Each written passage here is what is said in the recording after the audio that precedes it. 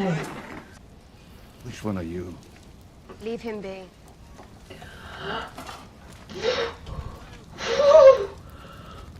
Oh my god! I heard you were here. You left me to die. First I robbed you. Please cuddle. Oh, my sweet summer child. You're a cold little bitch, aren't you? Yeah, she is. She's also a badass. Guess that's why you're still alive. That's basically I love you in Hound speak. I mean, you look good. Thanks. She really does. Hey, hey.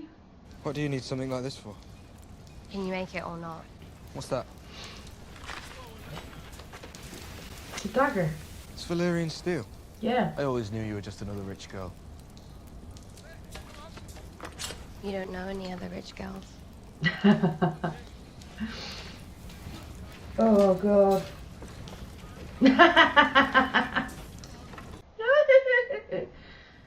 Lord Glover wishes us good fortune, but he's staying in Deepwood Mont with his men. Prick. I can't stand Lord Glover, I really House can't. Glover will stand behind House Stark Yeah. as we have for 1,000 years. Bullshit. Hate that guy. I will stand behind Jon Snow, he said, Oh, Sansa. the king in the north. You want to worry about who holds what title. I'm Yeah. telling you, it doesn't matter. Without her, we don't stand a chance. She'll be a good queen. For all of us. She's not her father. She's really not. No, she's much prettier.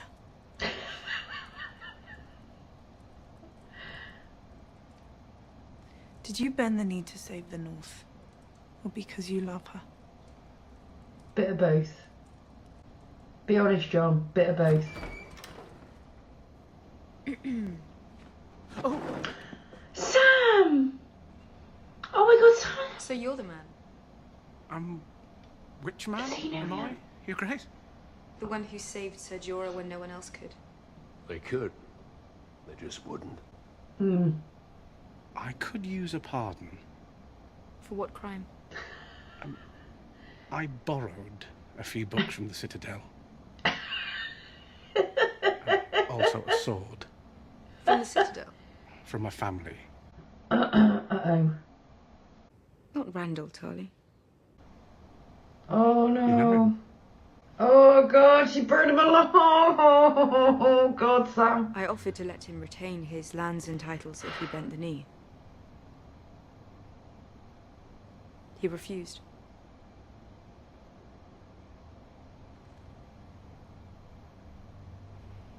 Oh, Sam. At least I'll be allowed home again, now that my brother's the Lord. Oh. Your brother stood with your father. At least she's got the courage to tell him to his face. Oh, Sam, I'm so sorry. Oh, Sam. See, that's why she's my queen. She took it. It's time to tell John the truth. You're his brother. Shouldn't you tell him? I'm not his brother. He trusts you more than anyone. Oh my god. Shit! Ugh. No one is in the mood for this drama right now. No one. Sam. Oh, Sam. I know I'm not supposed to be down here. Oh. Daenerys. She executed my father and brother. They were prisoners. I'm so sorry. We need to end this war. Would you have done it? Oh god. I'm not executing men who disobeyed me. Yeah. You've also spared men. Thousands of wildlings when they refused to kneel. I wasn't a king.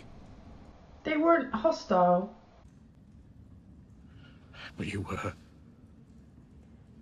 You've always been. I gave up my crown, Sam. I bent the knee. I'm not king in the north anymore. I'm not talking about the king in the north. I'm talking about the king of the bloody Seven Kingdoms. No, we're doing this now? Your mother was Lyanna Stark. And your father, your real father, was Rhaegar Targaryen. You've never been a bastard. You are Aegon Targaryen, true heir to the Iron Throne. My father was the most honorable man I ever met. You see, he lied to me all my life. To protect you. Your father, Ned Stark, he promised your mother he'd always protect you. And he did. Robert would have murdered you if he knew. You're the true king. Oh, God. I got freaking goosebumps from head to toe. You gave up your crown to save your people. Would she do the same? I don't know. I think she might, for Jon. She's not alone anymore. Basically, pause. I feel like Daenerys's attitude towards the throne was probably best laid out in her speech to Jon in the Queen's Justice episode of season 7. You know, she said, you know, I've been raped, I've been sold, I've been everything else. And I got through it with faith in myself, faith in Daenerys Targaryen. I wonder, actually, if, given a family and love and, you know, her rightful place, which is in the royal family, I think she can move. I did not see Sam having that reaction, actually, to his father and brother dying. I felt like he would be more understanding of, you know, he's dealt with them. He knows how stubborn they are. They would never have turned. And it's not the same as what Jon did with the wildlings in the north, because they weren't at war at that point. The whole deal was a truce. Yeah, they would come through the wall and carry on. The Tarleys weren't offering a truce. It really annoys me when characters draw false equivalents between, like, the actions of Daenerys and someone else, like when they said burning the Tarleys was like the Mad King. How is it like the Mad King was dragging random people in out of paranoia and burning them for sport in the castle? Daenerys is on a battlefield against a ridiculous opposition and circumstances, and she's saying, look, do you know what, make a truce, join me, you're fine, but get in my way and I will mow you down, which that's what war is. So it's driving me mad. Anyway, I really hope this thing turns around, but how I felt going into this was that before we get any kind of alliance, if we ever get there is the thing, because that's not a given, but before anything comes together, we have to go through this phase. Why would any of these people trust each other, really? Like, we know they need to. That's why I'm shouting at them. We know that the threat from the north is bigger than anything these people have ever even been able to imagine.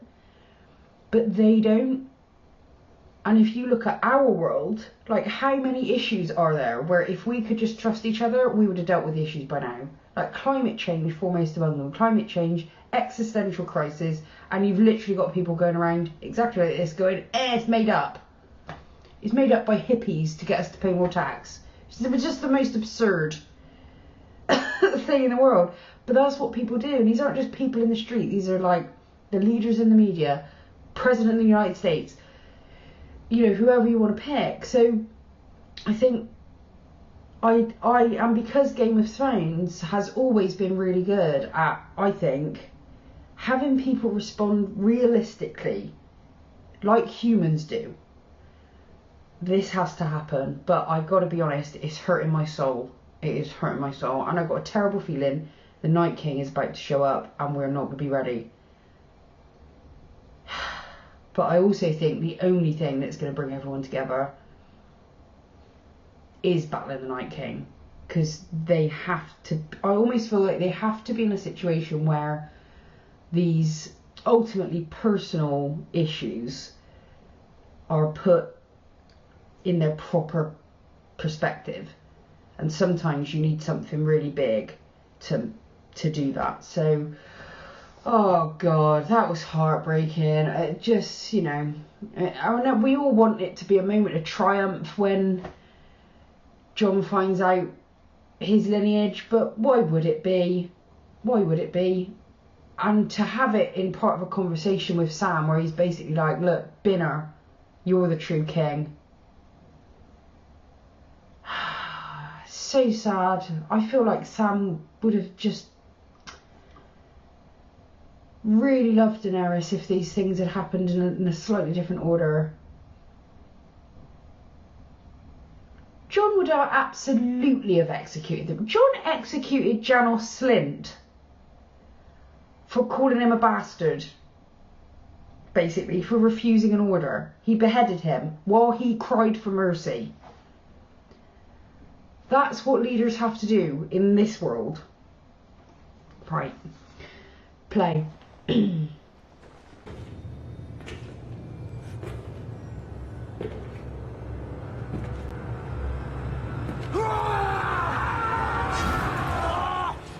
Stay back, he's got blue eyes! I've always had blue eyes.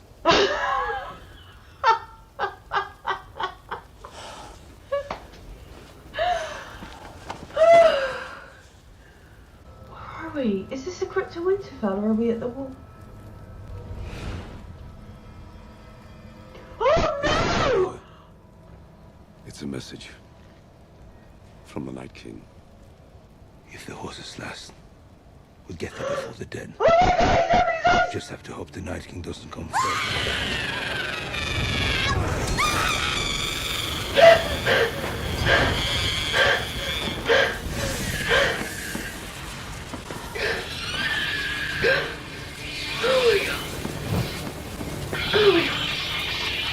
It looks like a fucking Targaryen symbol. Oh. Oh god. Jamie! I love how his hair has got darker and darker since the first season. Now he's basically a Stark. Bran. Oh my god! Oh, the things you do for love.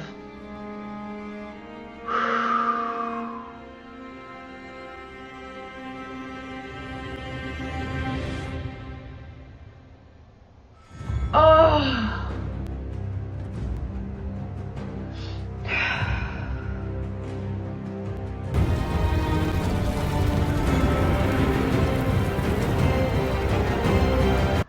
Oh, fuck me.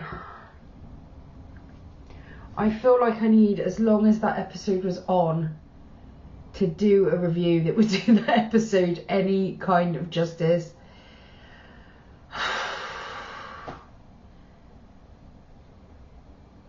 There is no show that even comes close to this. That was like a movie. I feel like I've watched a movie. The production values on this now are they're just through the roof. It's ridiculous. Oh my god, what am I left with? I won't keep you too long. It's a long episode as it is, so I'll keep this sweet, and if I really got to talk about it or you really want me to, I'll do a separate video.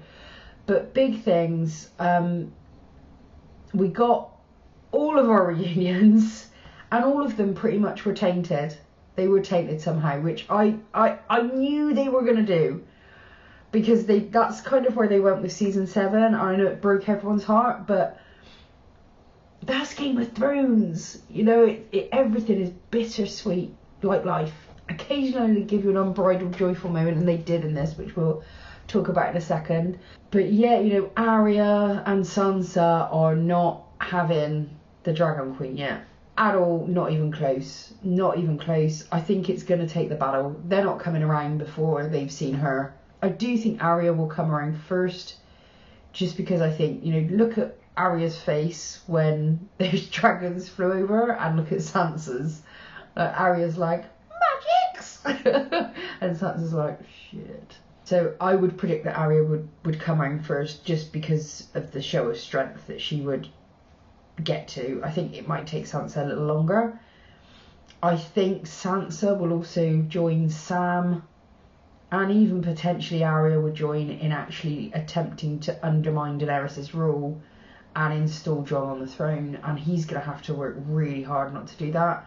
My worry is that the Tarly deaths would come between them, but as I said when I paused the show earlier, Jon knows he has executed people for less. He has.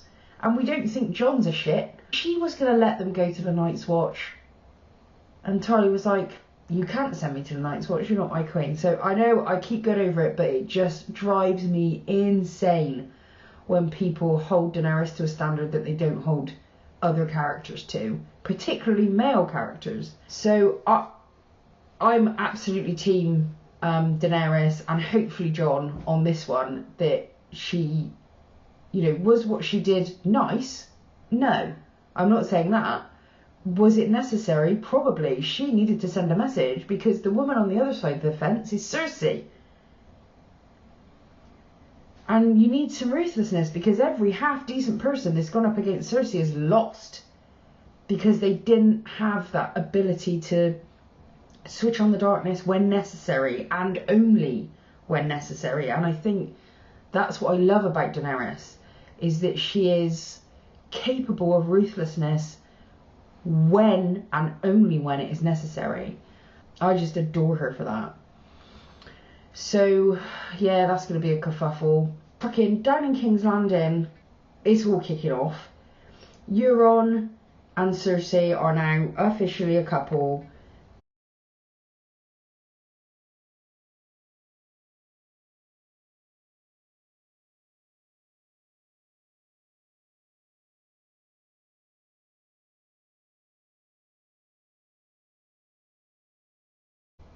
They've done the dirty. Euron's a happy bunny. Cersei is not. She looked kind of like a broken woman after that. The crossover between Robert and Euron is not lost on me.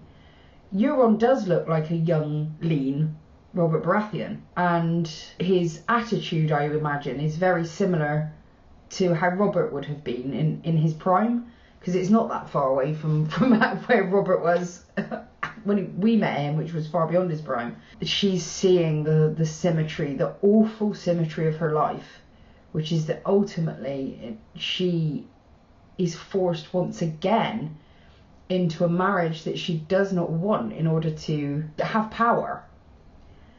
And as much as I loathe Cersei and I want her to lose, Cersei was made. She was made first by privilege, unlimited privilege, as we saw her as that spoiled child when speaking to Maggie the Frog. And then she was spoiled by trauma and betrayal. So I think Cersei's story is, for me, as tragic as anyone. It's almost like, you know, the route that Sansa could have taken, and we don't even know the route that Sansa could end up taking. Because you really, when you've been hurt that badly, you really do, without a massive injection of love from somewhere or someone, it's very hard to find your way back to empathy and connectedness with people when you've had those bonds so broken by such awful traumas. So I was intrigued by that scene. I thought it was very well done. And then, of course, we have the result of Cersei's manoeuvrings, which is she has sent Bronn north to kill Jaime and Tyrion. Fuck you, Cersei. Fuck you. Oh. And fuck Bronn. If he kills either one of them, I'm not joking, I'm still not forgiving Bronn for the Drogon shooting back in Spoils of War. I know everyone loves Bronn. I love Bronn up until that point. But you know when someone's about to fuck with your favourite character and you're just like, you're dead to me? That's kind of where I am with Bronn now. I'm really, really upset about the fact that he shot the dragon because I love Drogon. He's basically my second favourite character along with Daenerys. I don't care if people say he's a CGI dragon. Well, you know, there's been lots of films where the central character was CGI. Now, in this modern day that we're in. And I love that dragon. And that dragon, since it's coming out of the egg, had a personality and a character in this show, and I love him. One of my favourite scenes ever was him just after Bronn had shot him. And he goes, and boom, like burns up the scorpion, and then like lands, and then poof with his tail. And I was just like, that is, you can feel it. But what, so we've seen several shades of character from Drogon before. We've seen him like temperamental and cranky, and sort of, you know, throwing Dany off him after he'd flown her out of the fighting pits of Meereen and was needing to recover and she wanted to fly back. And we've seen him, you know, pissed, like after Bronn shot him, and we've seen him feel a kind of love and affinity, both with Daenerys, you know, when he sniffs her hand and looks at her and makes his little sound, and with Jon Snow in Eastwatch episode 5 of the last season, we saw that moment when Drogon met Jon, and there was that amazing, you know, you could tell that Drogon was like, he my friend. But never ever have we seen Drogon smile the way that we saw him smile in this episode. I'm watching this again almost immediately after this, and that is the moment that I most want to see again. I can't even lie. That section where Jon gets on Rhaegal, named after his dad, and the way they did it, it was actually reminding me of Harry Potter. The way it was shot felt very Harry Potter to me, which was wonderful because it gave it this like levity and lightness that Thrones doesn't do often, but when it does, it really matters because it's so precious. And it was just a beautiful and hilarious time, the way that Dany was sort of ribbing him and, you know, and all that stuff. I like the symmetry of the waterfall with Daenerys. And obviously, you know, we had the stuff with Ygritte before. They never should have left that cave. I have a feeling they never should have left that waterfall. It reminded me of those moments with Ygritte where they were just on their own and away from the world, and you see this totally different Jon. He's able to relax and just kind of be himself, because actually he is funny and charming, and you don't see much of that of him the rest of the time. And ditto, really good to see Daenerys be able to kind of put down her queen hat for a minute and just be, because, you know, Emilia Clarke, that's what I think Emilia Clarke really brings to this role, is actually that I think her more natural place actually as an actress is soft and funny and kind of goofy. And so when she's able to inject that into Daenerys, I think Daenerys really becomes more alive and more human, and people relate to her more, I think. And I just love all Daenerys. I love angry Daenerys, I love happy Daenerys, so I'm a big fan. Oh, hello Atticus. So that was probably my favourite scene, I think. God, what else? Just all the reunions, seeing Arya with Gendry, you know, that's going somewhere. That is definitely, absolutely going somewhere. I'm in. I ship it. I've shipped it for a long time. I'm ready. Sam's meeting with Daenerys could not have gone worse. And I just worry now.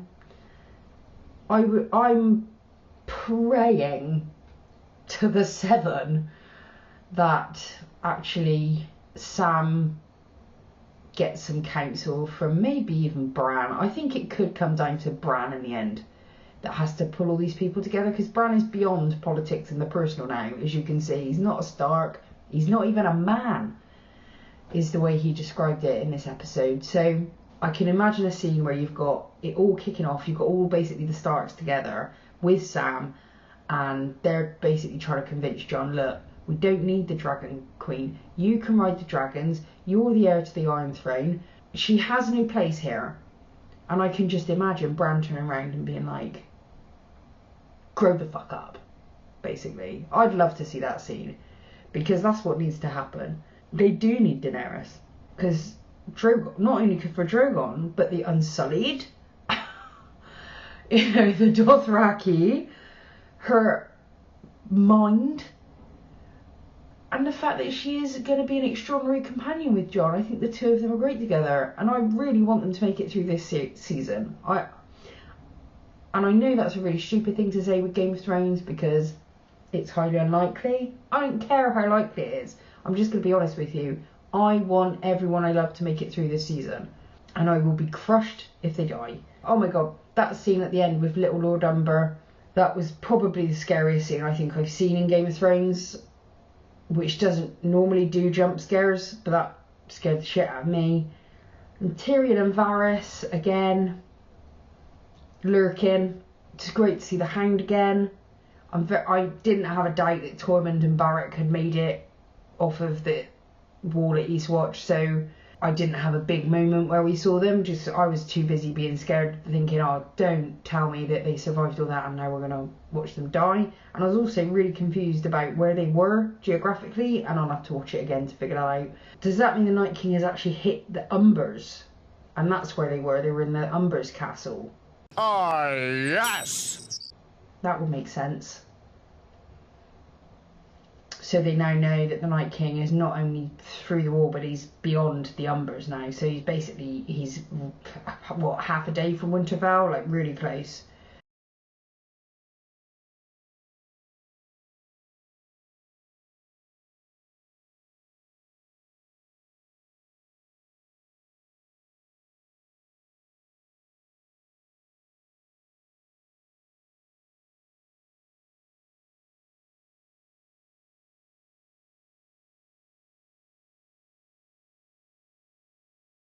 As far as a first episode goes, fucking hell, that was brilliant. That was a great classic Game of Thrones episode where it was just delivering amazing circumstances. It was the circumstances that created the tension and our feelings for the characters. And hello? Hi! Okay, Atticus says I have to finish now, so I'm going to. Thanks so much for watching. Oh, I really hope you enjoyed this reaction. I absolutely loved filming it. I'm really looking forward to editing it now and getting to understand this episode at a much greater level. That was brilliant, wasn't it? That was brilliant. This is my little Drogon. Until the next time, bye bye.